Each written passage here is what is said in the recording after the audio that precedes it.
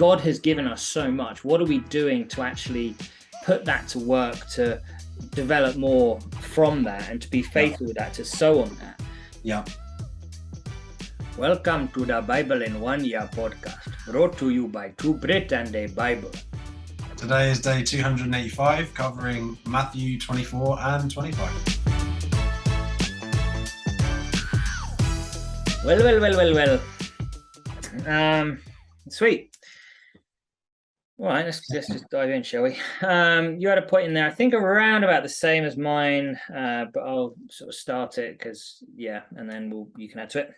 So the beginning of Matthew 24, talking about the destruction of the temple, signs of the end time, stuff like that. And I love it because on 4 it's saying, watch out that no one deceives you, for many will come in my name, claiming I am the Messiah. You will hear of wars and rumors, but see to it you are not alarmed. Such things must happen. The end is still to come. Nation against nation, kingdom against kingdom, famines, earthquakes, etc. And this is one of those things that I read that and it just sort of fills me with like, cool, it's going to happen. There's nothing we can do to prevent it. Doesn't mean that the end's coming tomorrow. That's where I sort of base a lot of my philosophy of like, I just roll with the punches, isn't it, really?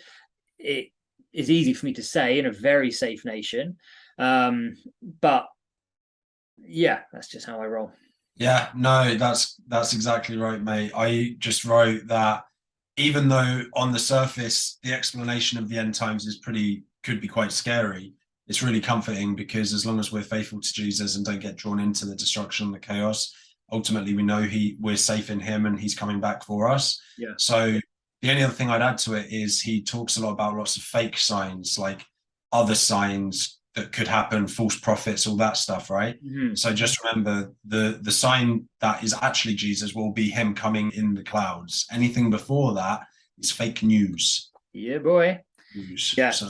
Absolutely. That was sort of the next point I was going to make, was which is 24:24, which is where you got that sort of verse from. For false messiahs and false prophets will appear and perform great signs and wonders to deceive. Yeah. And so that's the thing. It will be difficult to tell because there will be false prophets and they will be performing these incredible signs and wonders, but it's that sort of the discernment that we have and Holy Spirit's guidance and voice that we need to learn to really tune into during those moments to gauge where that's coming from. So it's weird because we could be considered false prophets technically just by doing what we're doing, and hopefully we're not. We believe obviously that we're not, and we're just doing what God is sort of putting on our hearts to do. But like, I do wonder whether there are some people that believe they're doing stuff, because it will say, I think, was it earlier or later in Matthew, the whole, I didn't know you preached in my name and stuff. Yeah. Will those people even be aware of what they're actually doing? Right. Yeah. It's a scary thought. It is a scary thought. I mean, I was watching this documentary about this fundamentalist Latter-day Saints cult, and the guy who ran it genuinely believed he was doing God's work, but he was actually doing terrible, unforgivable things, right? So, that's a more extreme version, I suppose, though, because when you start doing things that are grossly immoral in the name of God, it's kind of obvious it's not.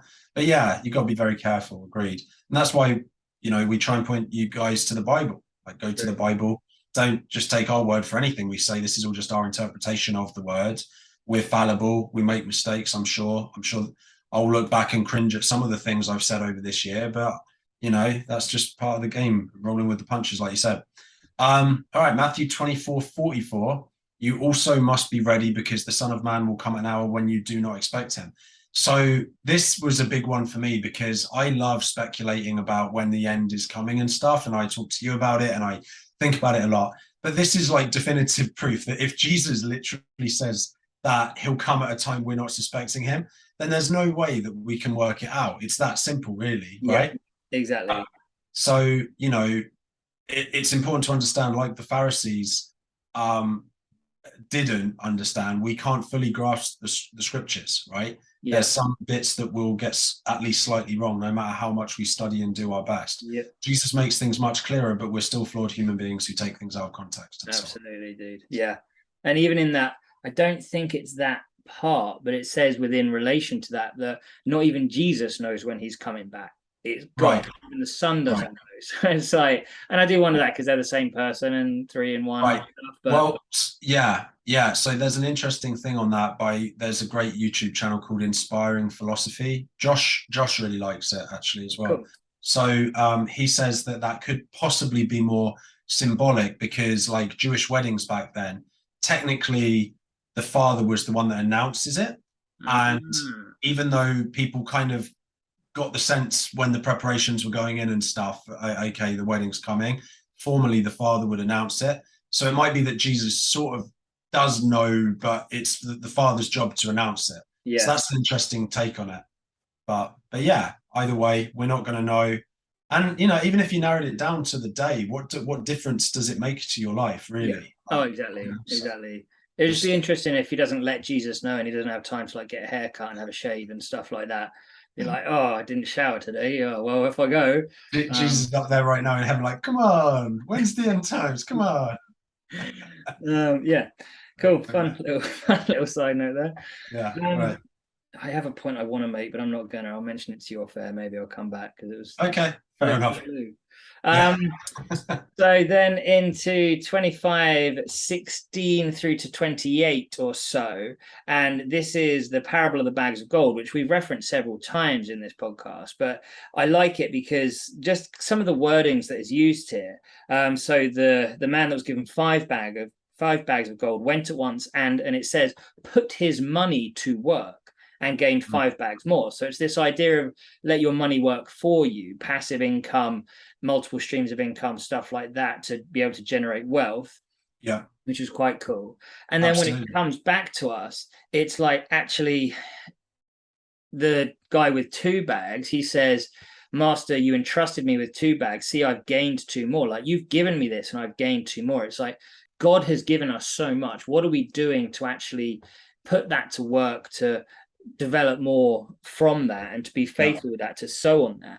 And then when it comes down to the whole the owner then takes the bag of gold from the guy that had 1 and just kept it and gives it to the one who had 10. It's like it's this whole concept of it's not fair, but it's just. And we've come up with that before as well. Like it's not necessarily going to be a fair thing compared to what we believe, but it's God's just goodness and wisdom throughout. Yeah, absolutely, dude. Yeah, very much so.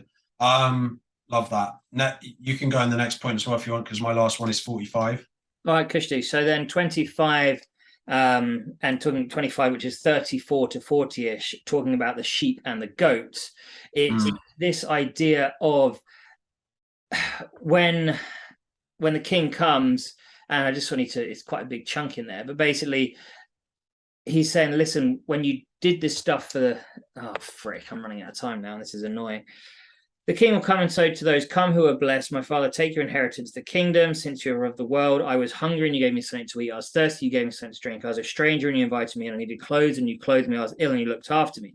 The righteous will say, well, when did we see this?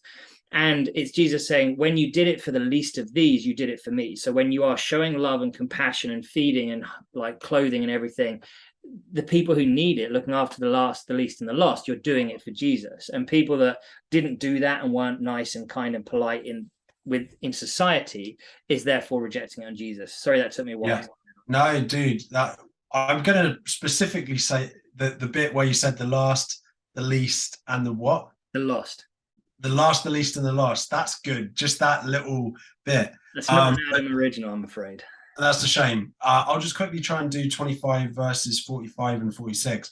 This is more of a above pay grade question, so I'll sort of leave it open-ended probably.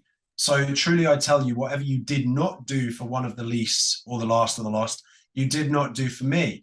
Then you will go away to eternal punishment, but the righteous to eternal life. So this parable of not feeding the hungry leading to damnation is difficult because it seems to imply works, even though we know that it's grace plus nothing, right? So above my pay grade, interesting sort of thing. If you have any ideas, comment, whatever. But yeah, I just didn't quite get that one and I didn't look it up. So I'm sure there's a great answer out there. Yeah, open-ended questions. I like it. Yep. Tomorrow, Matthew 26. Oh, and now we get into the juicy stuff. Pick up your Bibles, get reading, please. Cheers, like, share, subscribe.